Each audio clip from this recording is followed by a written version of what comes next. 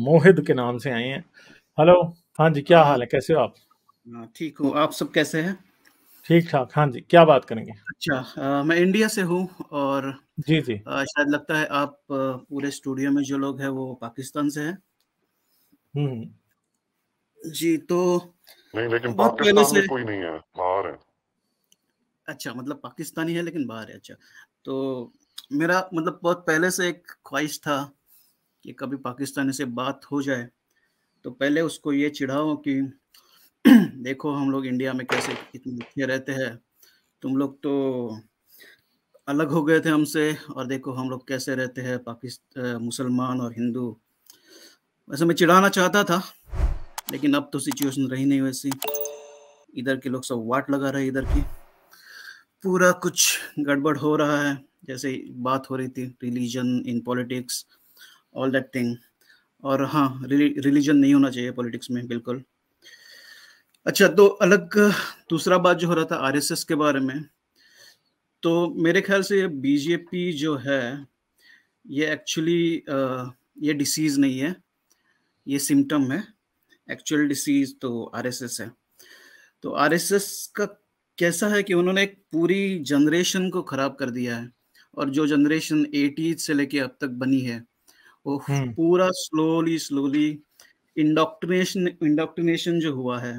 मतलब उन्होंने स्कूल बनाए, सरस्वती शिशु मंदिर और सरस्वती विद्या मंदिर, और उन स्कूलों की बहुत पॉपुलराइज थे वो स्कूल। और जो पेरेंट्स भेजते थे उस स्कूल में, उनको पता नहीं कि वो आरएसएस के स्कूल में भेज रहे हैं। जो बच्चा पढ़ रहा है, उसको पता नहीं चल रहा है कि वो स्लोली इंडोक्ट्रिनेशन और जो हेट को स्लोली पॉइजन की तरह स्लोली कंज्यूम कर रहा है। वो किसी को पता नहीं था, पेरेंट्स को नहीं, बच्चों को नहीं। लेकिन वो धीरे धीरे धीरे करके वो स्लो पॉइजन हेट पूरा भर के अभी जो जनरेशन हो गई है, बन के तैयार हो गई है, ये वही जनरेशन है जो बीजेपी की सपोर्टर है और जिनके दिल में पूरा हेट भरा हुआ है मुसलमानों के बारे में। तो इन्होंने स्टार्ट कैसे किया कि गांधी और नेहरू, इनको रिडिक्यूल करके पहले, और बाद में उनको हेट फैला के। हेट का कारण ऐसा था कि उन्होंने बोला कि गांधी तो मुसलमानों को सपोर्ट करता है, वो नेहरू तो मुस्लिम ओरिजिन से है। ये सब धीरे धीरे धीरे करके ये पूरा जनरेशन खराब हो चुका है। तो मुझे तो अभी कुछ होप बहुत कम लगते हैं कि इससे उभर पाए, लेकिन देखते हैं कैसे होता है। तो अभी वही जो बात हो रही थी कि अभी ये जो इलेक्शन होने वाला है, अभी जो 10 महीने बचे हैं, these 10 months are going to be hell. They are going to do anything possible. कुछ भी कर सकते हैं, जैसे वो सत्यपाल मलिक ने भी बोला है, कुछ भी कर सकते हो। They can go to any level. Okay, तो एक एक कितने भी वो जो मुसलमान इंडिया के कितने भी इंडोक्ट्रिनेट हो या फिर कितने भी ये हो, अपने धर्म में पागल है, लेकिन एक तो उनको क्रेडिट देना पड़ेगा कि अब तक तो उन्होंने पेशेंस किया है। क्योंकि वो ये जो आरएसएस और बजरंग दल और ये एक चिंगारी की तलाश में है, जहाँ पे मुसलमान कुछ कर दे रिटेलिएशन, फिर तो ये पूरे देश में आग लगाने वाले हैं। तो उसका क्रेडिट तो मैं मुसलमानों को दूंगा इंडिया के, कि अभी तक तो पेशेंस बरकरार है। हम्म। तो वो बात है। और मेरे ख्याल से ये पूरा एग्जिस्टेंशियल इशू है दोनों पार्टीज के लिए, दोनों साइड्स के लिए, राइट विंग के लिए भी और जो अभी जो कांग्रेस और बाकी पार्टियां है। क्योंकि इस इलेक्शन में जो भी जीतेगा, अगर मोदी हारता है तो वो वापस नहीं आने वाला मेरे ख्याल से। और अगर मोदी जीतता है तो बाकी पार्टियां नहीं बचने वाली है। ये पूरा कंज्यूम करने वाले हैं, everything they are going to take over. तो बहुत एग्जिस्टेंशियल क्राइसिस है इंडिया के लिए भी। हम्म। और हाँ, वही बात ही करनी थी, और कुछ ज्यादा तो नहीं है। और इनका अगर देखें आप, बीजेपी का सपोर्टर मेन जो है, अभी जो 38-37% वोट जो है उनको, ये पूरा का पूरा almost it's coming from the middle class who is well placed. क्योंकि उनको बाकी कुछ पड़ा नहीं है, उनका ठीक से चल रहा है, उनको मुस्लिम को हेट करने को मिल रहा है, बाकी उनका धंधा पानी सब कुछ ठीक चल रहा है, आईटीज में जॉब है। और that is the section which is supporting BJP. क्योंकि अगर अगर आप 80s के पहले या 90s के पहले देखो, तो उनका कुछ ये नहीं था। क्योंकि at that time that middle class was not there. I mean everything was either rich or poor. और उस टाइम पे भी जो सोशलिस्ट पार्टीज थी वो भी पार्टीज थी इंडिया में, उनको भी एक सपोर्ट था, लेकिन 80s और 90s के बाद socialist parties they kind of diminished, और अभी सब बचा जो है वो राइट विंग है और सेंट्रिस्ट है, और सेंट्रिस्ट भी ऐसा है कि कभी कभी लगता है कि वो भी राइट विंग है, वो भी धार्मिक है, तो वो भी एक वजह मानता हूँ। अच्छा, एक इस टॉपिक से अलग जो क्रिएशनिज्म का जो concept, every time when you talk to a believer, सब कुछ मुद्दे खत्म होने के बाद वही टॉपिक आता है कि क्रिएशनिज्म, अगर किसी ने क्रिएट नहीं किया तो ये सब कुछ कैसे बना। तो ठीक है, एक पॉइंट के लिए मान भी ले कि कोई भी एक सुपर पावर है जिसने ये सब बनाया है, तो गारंटी क्या है कि वो अच्छा ही बंदा है?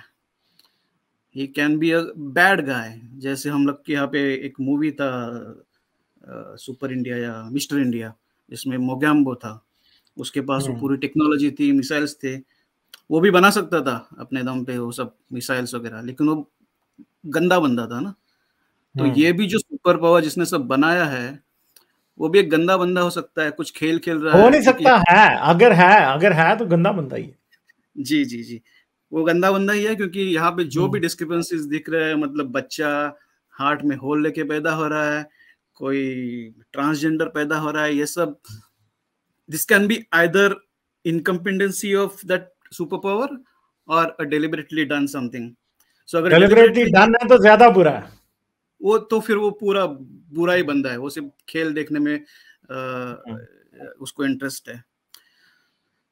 तो वही सब बात है। और एक सिंपल लॉजिक इनको बिलीवर्स को एक समझना चाहिए, जो बाबरी मस्जिद का जो इशू है, अगर तुम लोग का गॉड इतना पावरफुल है, तो मेरे को हिंदू और मुसलमान दोनों से ही क्वेश्चन है, अगर तुम्हारा गॉड इतना पावरफुल है तो बाबर ने जब मंदिर गिराया तो तुम्हारा राम कुछ नहीं कर पाया, और अभी ये कारसोक ने जो मस्जिद गिराई तब तुम्हारा अल्लाह कुछ नहीं कर पाया। तो अगर सुपर पावर जो है तुम्हारा दोनों का भी गॉड, तो वो तो कुछ कर नहीं पा रहा है। एग्जैक्टली तो उसको आइदर उसमें इंटरेस्ट नहीं है या फिर वो इनकम्पिटेंट है। ये एक चीज देख लो और खुद सोच लो फिर। तो वही मगर उनको इनकॉम्पिटेंट का मतलब ही समझ नहीं आएगा ना कभी भी, कि गॉड कैसे इनकॉम्पिटेंट हो सकता है। वो समझते हैं कि गॉड तो दुनिया की सबसे स्टूपिड चीज भी कर दे तो उसमें विजडम है। हाँ जी ठीक है, मतलब ये सब घिसे पीटे आर्ग्यूमेंट्स है, लेकिन इनके दिमाग में नहीं जाने वाले। एग्जैक्टली यही बात है। चलें ठीक है फिर, सही है। Thank you everyone. Thank you. Okay okay okay. यहाँ पे आनंद हैं। हेलो गालिब भाई, क्या हाल है आपके? मैं ठीक हूँ भाई, आप कैसे हो? आवाज आ रही है मेरी क्लियर? हाँ जी हाँ जी। हाँ, तो मैं थोड़ा, मुझे लगा मैंने बहुत लेट ज्वाइन करी, क्योंकि 4 घंटे हो गए ऑलमोस्ट, आपकी स्ट्रीम बंद ही होने वाली होगी अब शायद, है ना? हाँ जी हाँ जी, थोड़ी देर को बंद हो जाएगी जी। हाँ तो मैं बोलिए जी। तो मेरा बस ये था कि ज्यादातर लोग है ना, उनको बस इसका इम्पैक्ट दिखता है, उन्हें बस रिजल्ट दिखता है, बट जो कोज, जो रूट कोज है ना, वो कोई ढूंढना ही नहीं चाहता कि भाई सब हुआ कहाँ से। मतलब बातें बिगड़ी कैसे, जैसे उस भाई ने बोला था, उसमें कोई दो राय नहीं है। जैसे अब सिचुएशन इतनी बिगड़ गई है कि मतलब इतना वाइड गैप हिंदू मुसलमान के बीच में शायद कभी रहा हो। मतलब अंग्रेजों के टाइम या पाकिस्तान बनने के टाइम भी इतना ना रहा होगा जितना आज है, कि कोई इजीली किसी को ट्रस्ट नहीं करता है आजकल। मुझे मतलब अपने दोस्तों पे भरोसा नहीं है कि वो शायद मेरा गला काट दे, या फिर कोई किसी का भरोसा नहीं, कोई किसी का कुछ भी कर सकता है, क्योंकि जो रिलीजियस टेंशन है ना बहुत पीक पे है। और लोग रिलीजन को इतना सीरियसली शायद ही दुनिया की कोई कंट्री लेती हो जितना अब इंडिया के लोग लेने लगे हैं। बट ये सब है ना, ये रिजल्ट है, और इसका ज्यादातर जो कोज है ना, जो रूट कोज जो लोग नहीं देखते, वो है सोतेला व्यवहार। मतलब अगर हम स्टेप बिहेवियर करेंगे ना किसी के साथ, जैसे है ना बीजेपी ये करती है कि भाई हम बस राइट विंगर्स का साथ देंगे, और कांग्रेस आएगी ना तो वो कहेगी कि नहीं नहीं हम बस मुसलमानों के सेवियर बन के आएंगे। वहां से दिक्कत होती है। मतलब ऐसी कोई एक ब्रूटल फोर्स हो जो दोनों को ताड़े इनको, कि भाई बस करो, बहुत कर ली तुमने गंदगी, घर बैठो, बहुत हुआ है सब। बट लिटरली ये सब कोई करना ही नहीं चाहता, क्योंकि सबके अपने अपने वोट बैंक्स होते हैं, तो वो काम ही नहीं करेगा ऐसा। अगर कांग्रेस भी आ गई ना, तो वो वही इसको अपलिफ्टमेंट करेंगे वापस मुसलमानों का, कि मदरसे खोलो इनके लिए, ये करो। उससे कुछ नहीं होने वाला। फिर वो हिंदू नाराज हो जाते हैं कि यार फिर से वो बीजेपी को लाएंगे, फिर वो बीजेपी हिंदू को करती है। तो वो ये सब चलता रहता है। ऐसा ऐसा नहीं कि भाई एकदम सब ठीक हो जाएगा अगर हमने बीजेपी को हटा दिया। तो लोगों को समझ ही नहीं आता, वो लोग साइड्स लेते हैं। और अभी सिचुएशन साइड्स लेने की है ही नहीं, मतलब लोग पागल हो गए हैं लिटरली। और ऐसा नहीं है कि ये एकदम से हुआ है, मतलब 2011 तक ये सब सही चल रहा था, पर फिर आया इंटरनेट, और इंटरनेट ने मतलब एक्सपोज कर दिया सबको। अब सबके पास इंफॉर्मेशन है, और इंफॉर्मेशन को वही बंदा हैंडल कर सकता है जो थोड़ा, जिसका आईक्यू ठीक ठाक हो। बाकी नॉर्मल लोगों को जब इंफॉर्मेशन मिलती है ना, तो उस पर वो रिएक्ट करते हैं। जैसे आप सब लोग समझदार लोग हैं, इसलिए अगर आपको कोई इन्फॉर्मेशन मिलती है ना कि यार वहां ऐसा हुआ था, तो आप उसको इजीली कंज्यूम कर जाएंगे। बट जो कॉमन लोग होते हैं ना, जो बिल्कुल गरीब लोग हैं, अनपढ़ लोग हैं, जो रिलीजन को सीरियसली लेते हैं, उनके लिए बहुत बड़ी चीज होती है। जैसे अगर किसी हिंदू को बताओ कि यार तेरे मंदिर तोड़ दिए, वो तो ट्रिगर हो जाएगा इस बात। किसी मुसलमान को बताओ कि वहां हिंदू मिला था, उसने कुरान जला दी।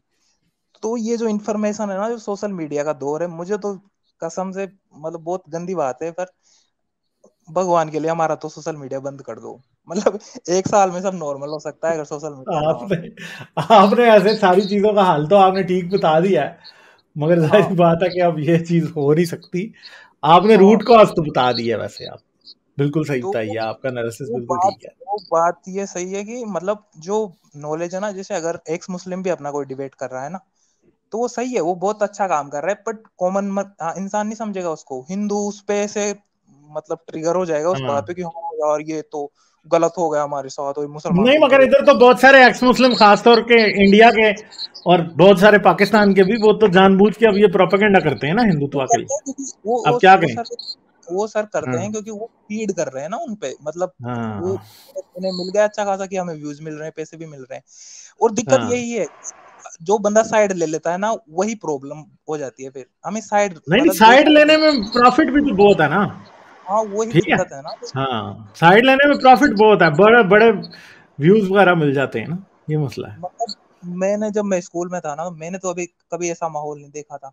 और लिटरली इन्होंने ये सब करा है 2011 जब से इंटरनेट खुला ना, तो लोगों ने फिर पहले सब लोग एक दूसरे पे ट्रस्ट करते थे, पर फिर वो इन्फॉर्मेशन आ गई सबके सामने। कोई कुरान भी पढ़ रहा है, अब कोई हिंदू ग्रंथ भी पढ़ रहा है, और सबको लगता है कि हाँ जी हम तो दुश्मन है एक दूसरे के। तो अब वो कुछ नहीं हो सकता है। मतलब ये हाँ। कंट्री, मुझे नहीं लगता इसका कुछ होने वाला है अभी खत्म। मतलब जब नहीं तक, नहीं, ऐसा नहीं होगा। आई थिंक कि इंडिया बहुत बड़ा कंट्री है, किसी के इंटरेस्ट में भी नहीं है। देखें, असल में ना बीजेपी जो काम कर रही है ना, वो क्या है, वो चाहते हैं कि कंट्रोल्ड फायर लगाई हाँ जाए, आग जो है ना वो कंट्रोल्ड आग लगाई जाए हर जगह। मगर मसला ये है कि कंट्रोल्ड फायर का सबसे बड़ा हैजर्ड ये होता है कि वो आउट ऑफ कंट्रोल भी हो सकती है। हाँ तो ये दिक्कत। याद और रखें कि अगर ये आउट ऑफ कंट्रोल हो गई तो फिर ये सब कुछ ही खा जाएगी। नहीं, वो खा रही है ऑलरेडी। अभी आपने देखा हम्म ये जो हम्म, नो वायलेंस चल रहा है अभी, वो उसी का हाँ रिजल्ट है। एग्जैक्टली। और और बीजेपी अभी अच्छी तक तरह वायलेंस रुक नहीं पाया उनसे ना। रुक नहीं पाया, और रुकेगा भी नहीं हाँ वो। तो उसमें यह है कि बीजेपी को पता है कि वो सब कुछ उसके कंट्रोल में है। एक तो है ना, जो वो उस चीज पे फीड करते हैं कि देखो हमने हमने बोला था ऐसा होगा। वो हम्म, वो जो मतलब जो हिंदुत्व जिसने आइडियोलॉजी दी थी ना, वो सावरकर, वो कोई हिंदू नहीं था, वो कोई प्रैक्टिसिंग हिंदू नहीं था। उसकी सिंपल सी एक थ्योरी ये थी कि जो मुसलमान है ना, वो इस देश को कभी रिस्पेक्ट नहीं करेंगे। वो हमेशा टर्क्स और अरब्स को ही रिस्पेक्ट करेंगे, इस देश को कभी रिस्पेक्ट नहीं करेंगे। तो वो बीजेपी उस पर फीड करती है, और उन्हें 2-5 बंदे ऐसे मिल ही जाएंगे। जैसे ये मुफ्ती मौलाना बोलते रहते हैं कि ओ जी गंगा तो सड़ी हुई है, जमजम का पानी हम्म, बेस्ट है। तो ये सब जो वो हिंदू होता है ना, इस बात पे ज्यादा ट्रिगर करते हैं। और ये बहुत आपको इंटरेस्टिंग लगेगा कि ऐसा नहीं है कि इसमें बस अनपढ़ गंवार लोग उलझे हैं। अब जैसे आईआईटी के जो पढ़े लिखे लोग हैं ना, वो भी मतलब कहीं ना कहीं राइट विंगर बनते जा रहे हैं, क्योंकि उन्हें उन्हें दिखता है सब कुछ साफ। उन्हें इन्फॉर्मेशन है उनके पास कि हाँ यार ये बंदा ऐसा बोलता है। जो इंडिया में एक चीज काम करती है ना, वो करती है नेशनलिज्म। चाहे वो पहले कांग्रेस भी रूल करती थी ना, तो वो भी नेशनलिज्म पे ही करती थी। ऐसा नहीं था कि वो नेशनलिज्म, वो उनका नेशनलिज्म सेकुलर नेशनलिज्म होता था, कि हिंदू और मुस्लिम दोनों कंट्री की रिस्पेक्ट करते हैं। बट बीजेपी का ये था कि मुस्लिम कंट्री की रिस्पेक्ट नहीं करते, और यही पिक्चर घूम जाती है सारी। तो फिर वो चीजें बैलेंस नहीं हो पाती। और जैसा मैंने कहा कि अब डिवाइड इतना चौड़ा हो गया है, क्या कहें। मतलब कोई भरोसा नहीं करता एक दूसरे पे। तो वो, और फिर दूसरा है ना, बीजेपी एक और इस पे भी काम करती है वो, कि उनका कोई अल्टरनेटिव नहीं है कोई अच्छा। जैसे कांग्रेस है ना, कांग्रेस में वही राहुल गांधी, उसको ज्यादातर लोग सीरियसली नहीं लेते हैं, तो वो घूम फिर के वो बीजेपी पे आ जाते हैं। अभी जो उन्होंने अलायंस कराया, एक नया अलायंस बनाया उन्होंने इंडिया, तो उसमें ज्यादातर पार्टी जैसी है जो ऑलरेडी मतलब जिन पे करप्शन के चार्जेस हैं, और वो कोई अच्छे दूध के दूल्हे के लोग नहीं है, वो बीजेपी से कम्पीट नहीं कर सकते हो। जैसे आप जानते होंगे शायद, ओवैसी साहब है, वो मुसलमानों की पार्टी चलाते हैं यहाँ पे, तो उनका, हालांकि मैं उनको सपोर्ट नहीं करता, पर उनका ओपिनियन सही था इस मामले में कि ये जो गैंग बनाई है ना इन्होंने, इनके पास कुछ भी ऑफर करने के लिए नहीं है पब्लिक को। क्या कहेंगे जाके, क्योंकि तुम लोग खुद चोर हो। तुम जैसे ये सारी जो पार्टीज है ना, इनमें एक फैक्टर है नेपोटिज्म का, कि भाई मैं राजा, फिर मेरा बेटा राजा, ऐसे करते करते वो सारे। और बीजेपी का एक ये भी कि देखो भाई, हम तो कोई भी बन जाता है हमारे, तो जैसे मोदी जी के पापा कभी राजा नहीं थे, और ऐसे करके, तो वो भी एक मगर होता है। वैसे भी तो मुसलमानों को भड़का के रखता है ना, वो ऐसी भड़का के रखता है। जैसे मैंने कहा, मैं उसको सपोर्ट नहीं करता, मैंने बस ये बात बोली जो उसकी अच्छी लगी, जैसा उसने बोला था कि इन पार्टीज के पास ऑफर करने के लिए कुछ भी नहीं है पब्लिक को, इसी वजह से बीजेपी जीतती है। क्योंकि एक तो वो सब कुछ उनको लगता है कि देखो भाई, हमारे पास फेस भी है, हमारे पास नंबर्स भी, हमारे पास पैसा भी है, और हम देशभक्त लोग हैं, तो फिर वो उनको हराना ऑलमोस्ट इम्पॉसिबल सा लगता है। और जब तक वो है तब तक कुछ हो नहीं सकता। और वैसे तो चलें, लेट्स सी क्या होता है आगे। लेट्स होप इंडिया किसी राइट ट्रैक पे जाए। ठीक है, चलें, ठीक है फिर, सही है, ओके आनंद, बहुत शुक्रिया। लाइक, शेयर और सब्सक्राइब करना मत भूलें। इसके साथ साथ आप मेरे चैनल को पेट्रियन पर सपोर्ट कर सकते हैं। पेट्रियन का लिंक वीडियो की डिस्क्रिप्शन में है।